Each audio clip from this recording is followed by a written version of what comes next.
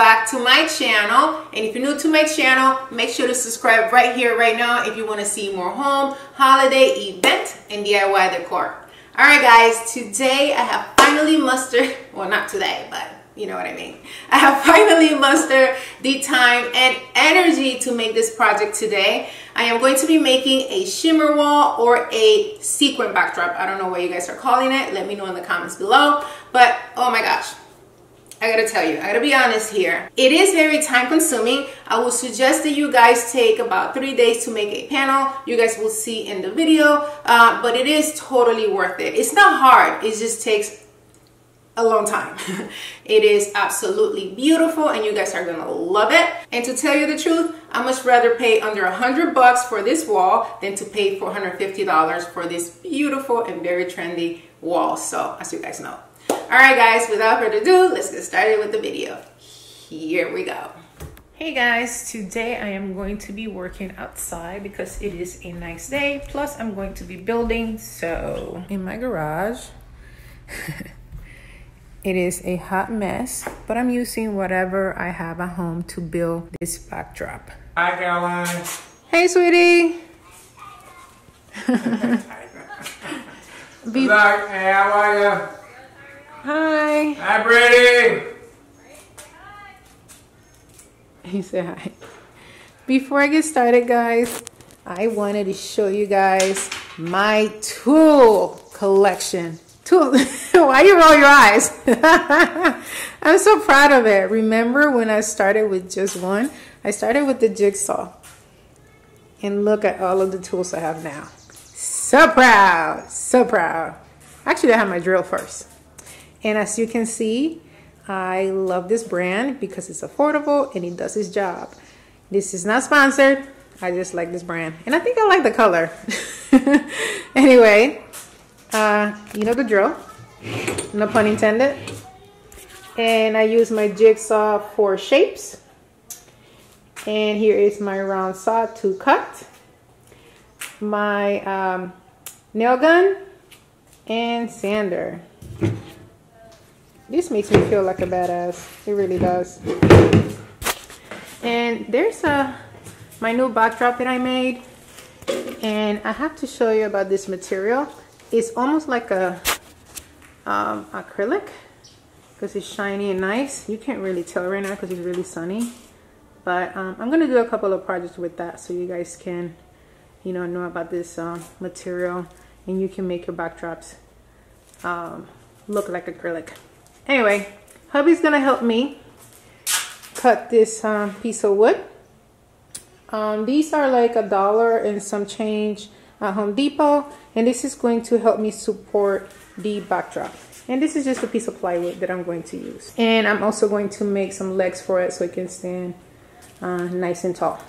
First, I'm going to measure the length of my plywood so I can cut the piece of wood to the same length.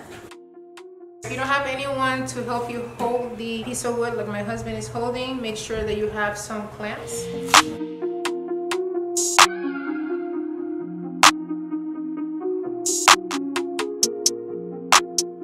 Alright guys, so now that I've cut my sticks to the length of my plywood, I am going to be drilling a couple of holes, one in the middle and one at the bottom, which are going to be used later on to place my legs.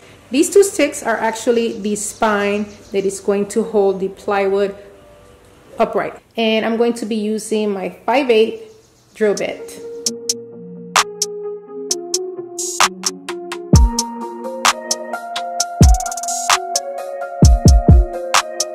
So now that I drilled my holes, now I am going to use my nail gun. Look at this baby. I'm going to use it to nail the stick to the plywood, or the plywood to the stick, either way.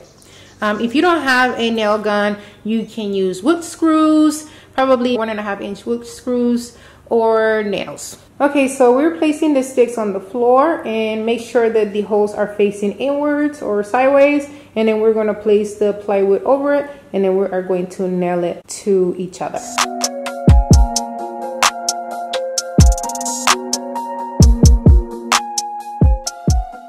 Nice. All right, now we're going to place the legs and it'll be all done. this part. It look a hot mess, but I don't care. This leg is actually for one of my other backdrops, but I'm gonna go ahead and make one on camera right now so you can know how to make it yourself. So basically you have a smaller stick and a longer one. In order for you guys to find the measurements for the leg, this is the way that I do it. If you find a different way to do it, go right ahead. I measure from this hole to the ground. And it depends how far back you also want your legs, you know? 46 inches on each side. And once I do that, then I measure the bottom one, okay? Because I want to make sure that it's going to fit right.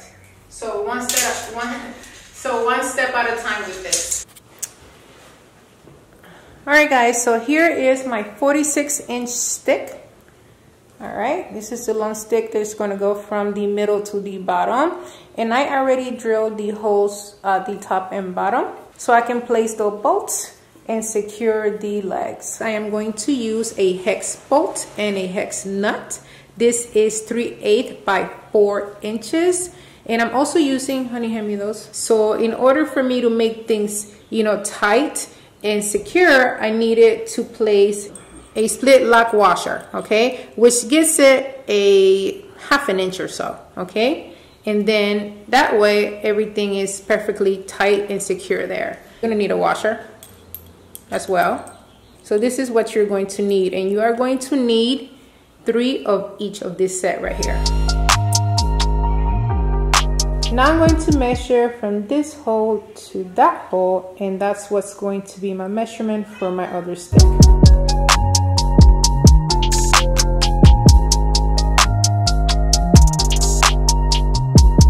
To make the sequin panels, I am going to be using Dollar Tree foam board.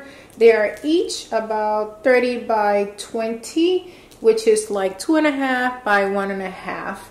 And I'm going to be using 2 foam boards to make 1 panel. So I'm going to have 3 panels in total. All right, so in order to make one, I am going to go ahead and take these 2 together. I'm going to wrap it with iridescent tablecloth that I got from Walmart. You can actually find it in a couple of different colors.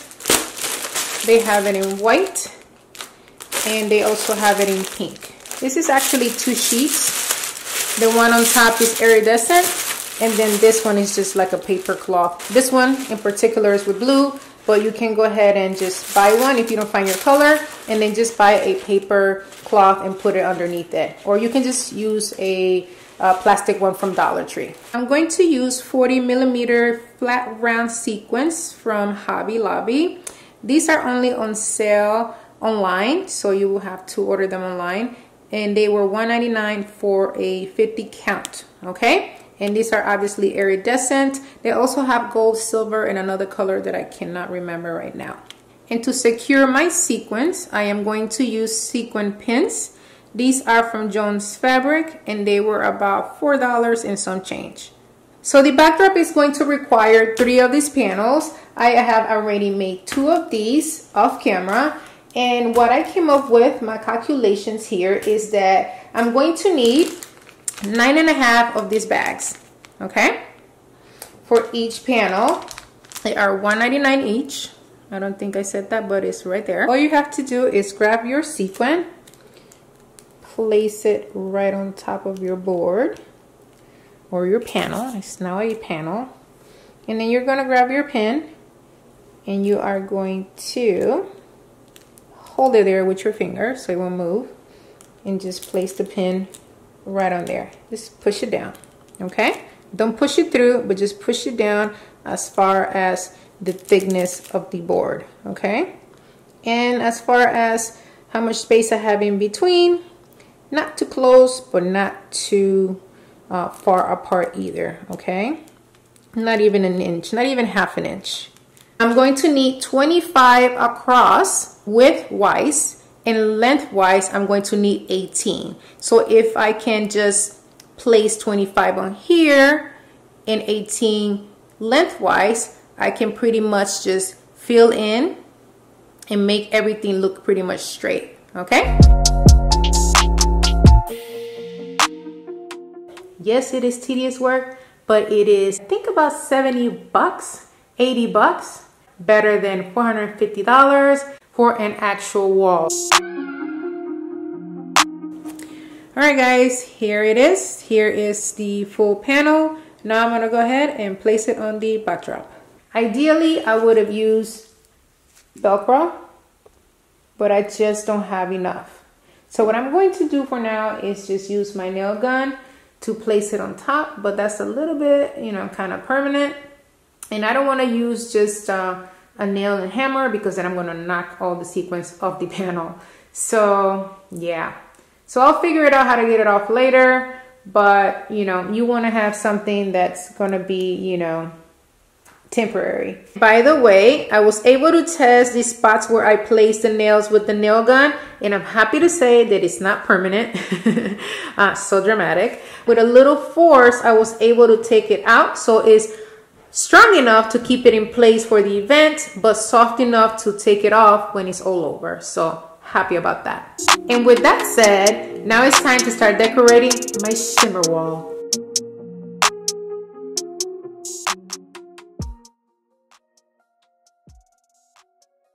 Alright guys, this is my DIY shimmer wall, sequin wall. You choose what you want to call it. It is absolutely beautiful and I love it.